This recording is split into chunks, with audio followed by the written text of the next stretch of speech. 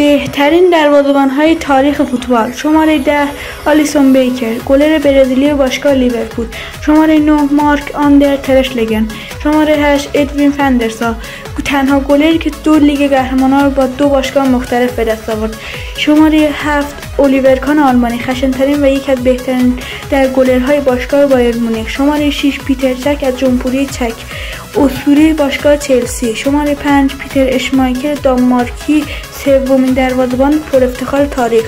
شماره 4 مانوئل نویر، دارنده 5 عنوان برترین دروازه‌بان جهان. شماره 3 ایکر کاسیاس، دارنده بیشترین تعداد کلینشیت در تمام دوران. شماره 2 جان لویجی بوفون، بهترین دروازه‌بان تاریخ یوونتوس و ایتالیا. شماره 1 لویا شین از شوروی، تنها گلر برنده توپ طلا و که در صدر جدول بهترین دروازه‌بان‌های تاریخ قرار میگیره. دروازه‌بان مورد علاقه شما کدومه؟